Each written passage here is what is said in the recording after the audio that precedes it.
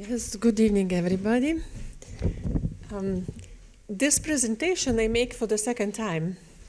And after the first time I made the presentation, immediately the people called anti-cultists, they immediately attacked me, saying that I'm spreading the conspiracy theories for false news. Of course, that's everybody accusing everybody.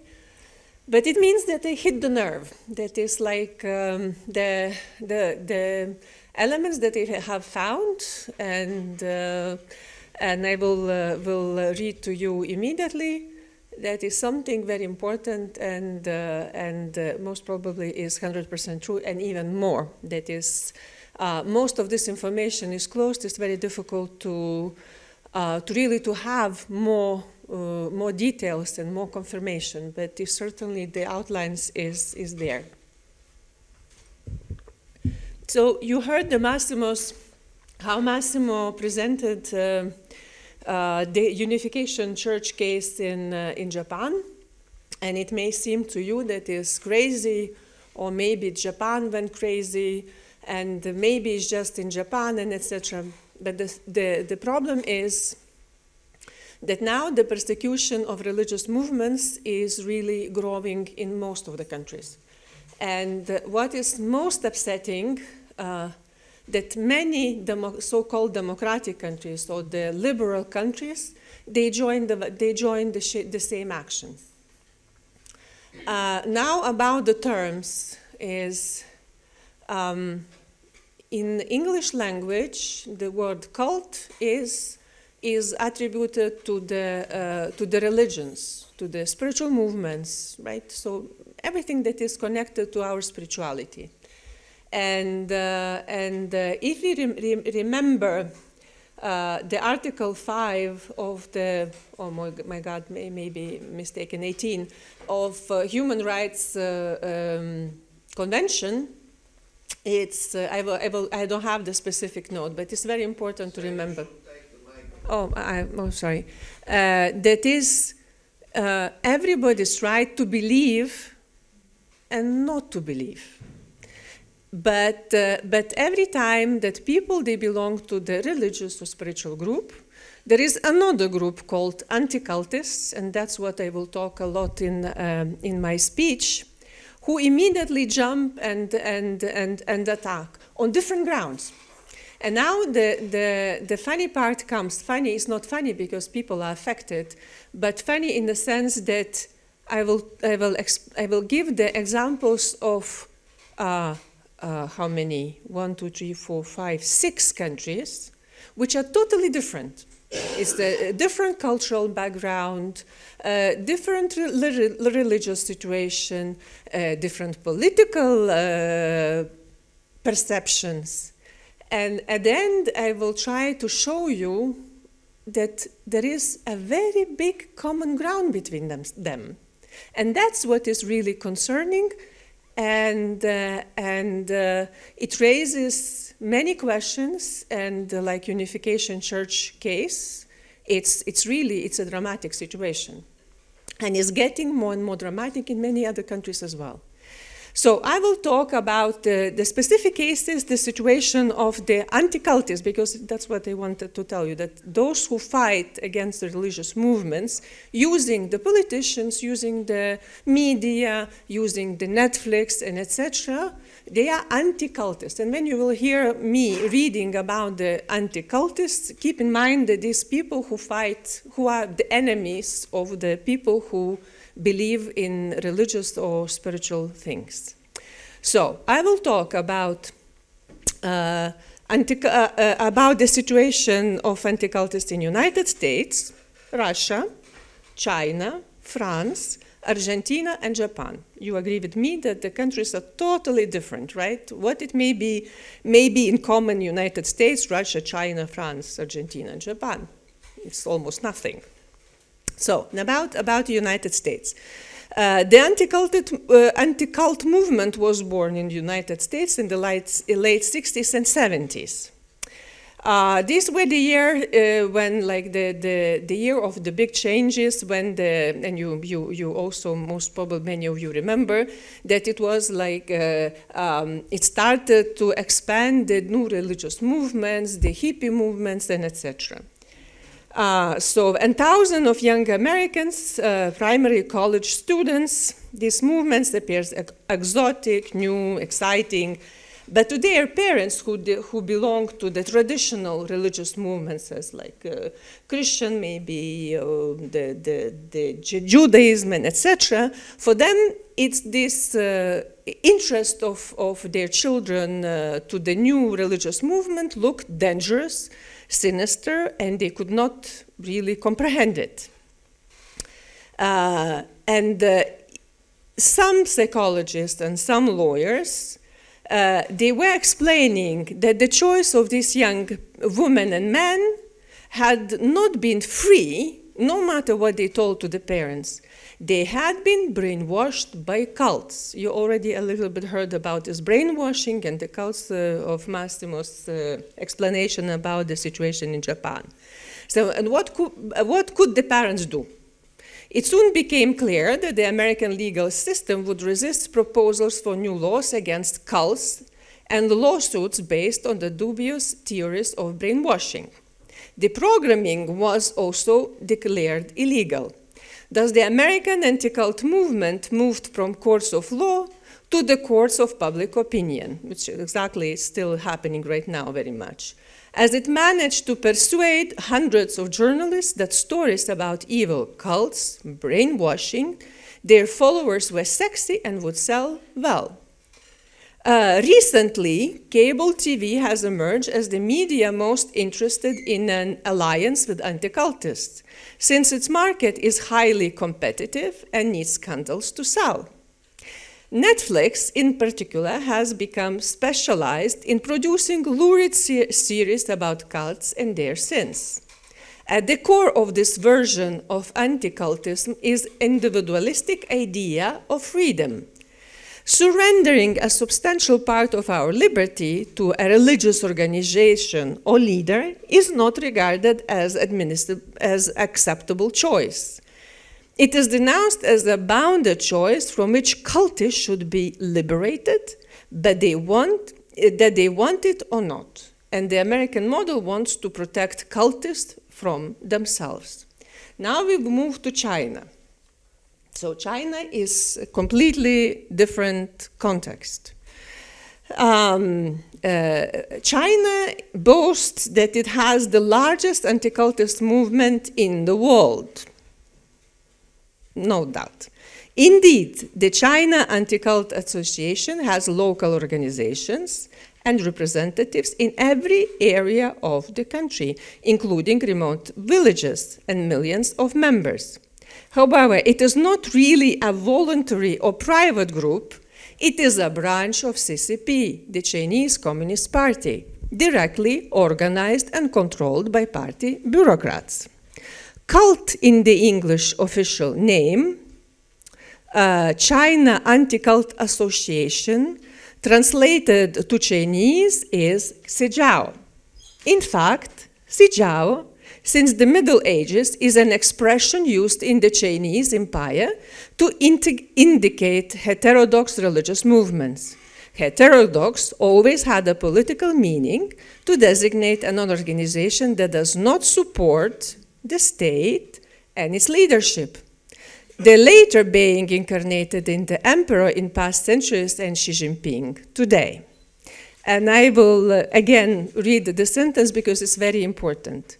Is an organization that does not support the state and its leadership.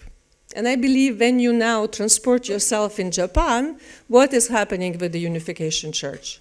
That is not really in alignment of some politicians and their wishes.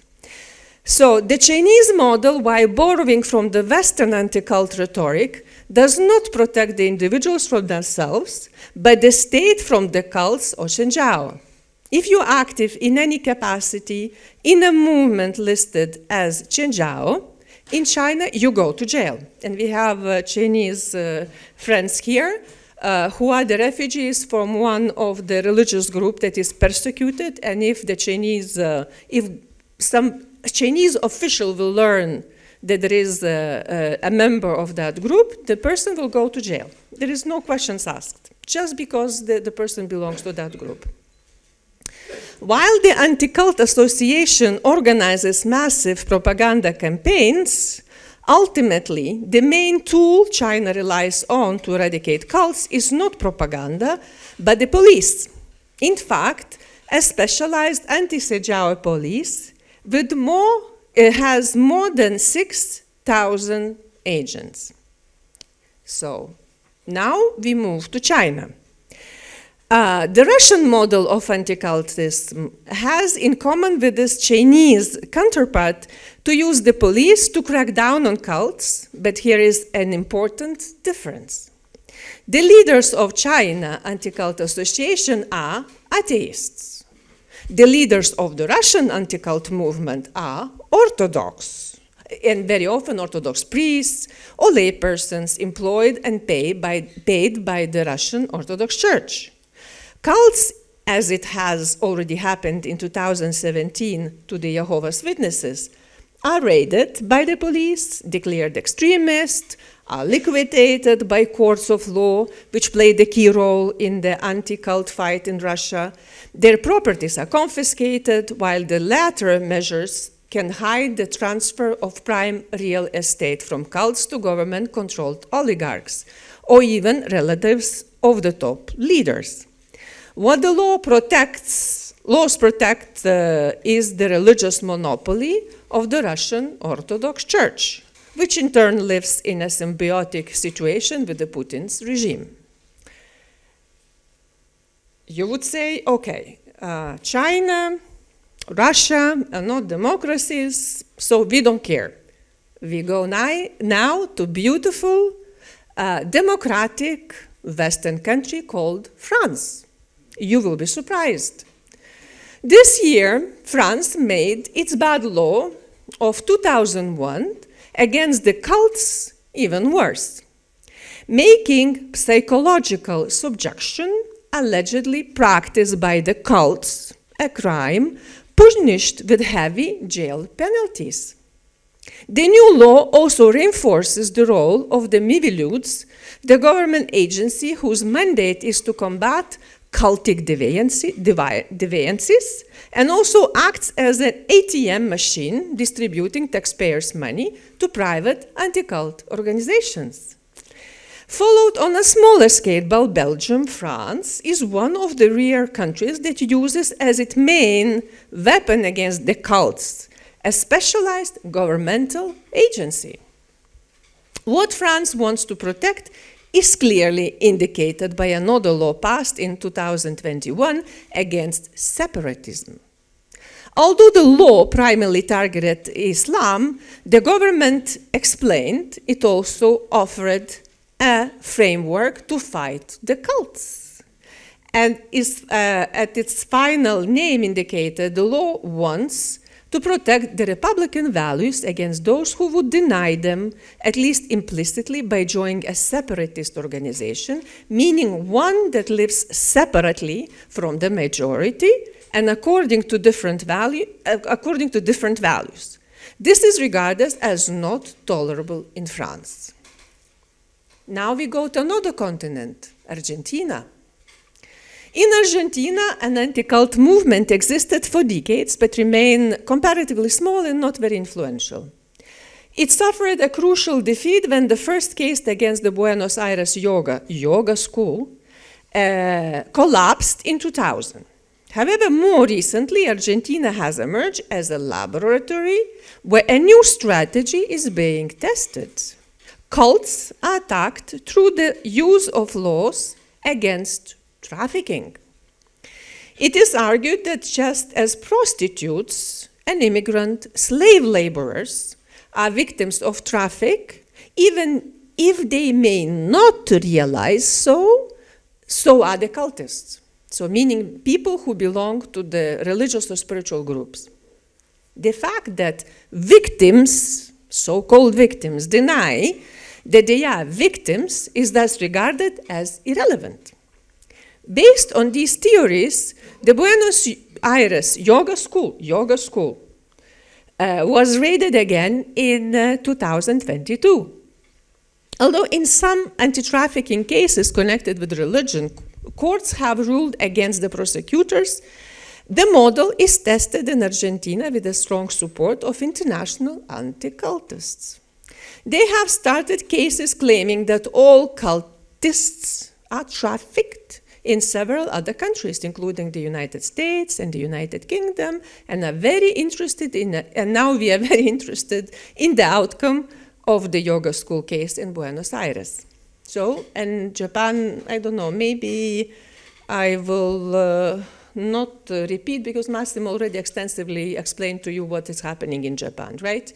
So, now you have these different countries, totally different, it seems not connected situations, but there is a line going through all these countries, and that is called anti-cultists. And I will now try to show to you the international cooperation and impact on the public opinion, on media, on politicians, and we see the results as it is in actually in Japan. There is an organization called FECRIS. It's International European Federation of Centers of Research and Information on Cults and Sects. As early as 1994, several anti-cult organizations came together and they established an umbrella organization. And that umbrella organization was called FECRIS. And the headquarters of this organization is Paris. Paris, note that. It has correspondent organizations outside of Europe too. It is and always was financed by the French government. For more than 25 years, one of its largest and most active components, which also contributed financially, was its Russian branch, which was controlled by the Russian Orthodox Church and financed by the Russian government. In March 2023, reasons connected with the war in Ukraine suggested a separation from the Russian branch, although forms of cooperation have continued discreetly even after that date. FECRIS has also supported anti-cult campaigns in China and has been visited by Japanese anti-cultists since the past century. Its propaganda can be found behind anti-cult activities and proposals all over the world. FECRIS also cooperates with the American-based ICSA, International Cultic Studies Association, as evidenced by the conference held last July in Barcelona, putting together ICSA, FECRIS, and Japanese anti-cultists. Although it should be acknowledged that some American ICSA leaders are somewhat more modern than their American colleagues. Now there is another organization called Invictus. Much more discreet than FECRIS, but not less dangerous, is a group, Invictus, undefeated in Latin. And headquarters of this organization is University of Barcelona, with the ambition of putting together those in the academic minority who support brainwashing theories and the anti-cult movement. It was also represented at the Barcelona, and they were represented at the Barcelona conference. None of these members is a scholar, and those who participated and called themselves scholars, none of its members is a scholar or of religion. All of them, they are psychologists who still support brainwashing theories. Interestingly, one of them is voila, Japanese psychology professor, an anti-cult activist called Kimiaki Nishida. He is the person who drafted in Japan, after the Abe assassination, these controversial regulations on religious abuse of children. His role was explicitly criticized in the United Nations statement. While Invictus is in part a money-making enterprise, using the support of psychology schools in several universities to get European funds, it also plays a role in organizing attacks against the Jehovah's Witnesses and the Family Federation, and in trying to keep alive the discredited brainwashing theories. Another actor, French government. The French government devotes a specific budget to promote the activities of its anti-cult agency Miviludes abroad through the French diplomacy. Even Argentinian anti-cultists have boasted about their contacts with the French embassy. Japanese anti-cultist relationship with France started in the late 80s and continued to this very day. This year, Japanese anti-cult scholars have visited Miviludes twice, claiming they want to apply the French model in Japan. From the point of view of France, this activity is primarily defensive and aimed at countering American criticism of French anti-cult campaigns, but it also promotes French grandeur, as local politicians have often hailed Miviludes as a model to the whole world should imitate. And then another actor, Russian and Chinese disinformation. Research has traced fake news targeting the Jehovah's Witnesses, Scientology, the Unification Church, to Russian disinformation TV channels such as Sputnik. They are also spread on social media by both Russian and Chinese trolls. Like France, these governments are interested in defending their repression of cults at home against international criticism. But there is also an interest in creating disorder and social unrest, which has led to increased troll activities after Russia's invasion of Ukraine. In Japan, solid evidence has emerged connecting the attacks against the Unification Church, who was active in political anti-communist campaigns and the very foundation of the Japanese AntiCult Movement in the 80s, to the Japanese Communist Party and left-wing organizations supported by China, at the time by the Soviet Union. Another player, Netflix. Although other TV networks have now jumped on a lucrative bandwagon, Netflix remains the strongest media partner of anti-cultists. Headquartered in America, it has branches in 45 countries and some 300 million subscribers.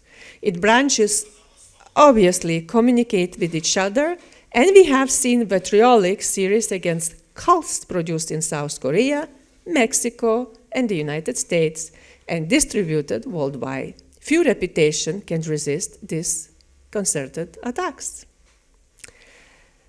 Anti-trafficking agencies, obviously fighting the international traffic of human beings is a very important work. However, it is also true that anti-trafficking agencies are competing with other branches of the governments for funds and have a vested interest in continuously expanding their sphere of activity. Although some Argentinian excesses have been criticized, ultimately there is an international anti-trafficking lobby that looks with interest at the experiment in Argentina of expanding the mandate of anti-trafficking prosecutors to cults and defend these prosecutors when they are attacked internationally. It is probably behind some strange and misleading American coverage of the Buenos Aires school case, including in the New York Times. Surprise, surprise. The trafficking argument is not used in Argentina only. It is surfacing in the US and Europe as well, and it would not be surprising to see it will be used one day in Japan as well.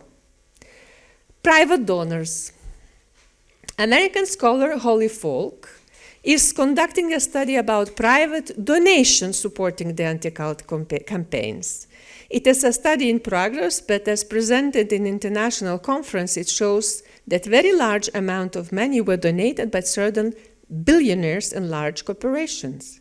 Some may be ideologically motivated, but it's also clear that pharmaceutical companies, for example, are interested in supporting actions against Scientology, which in turn runs successful campaigns exposing the negative effects of psychiatric drugs and of the movement's critical attitudes towards the certain medicines. This lobby action obtained a spectacular success this year in France, where a new Article 5 was introduced in the AntiCult law, punishing with long jail terms those who, for religious or other reasons, dissuade their followers from using medicines and vaccines generally recommended by the medical profession. Again, it would be interesting to ask the questions how the campaigns against cults are funded in Japan. So, and now I came with the conclusion. The first conclusion is there is not a single hidden hand guiding diverse national anti-cult campaign throughout the world.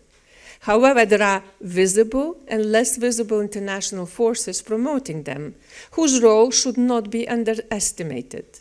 The international action against religious liberty requires an international reaction in favor of it, which is particularly urgent today with Japan going through what has emerged as the worst religious liberty crisis of the century in a democratic country.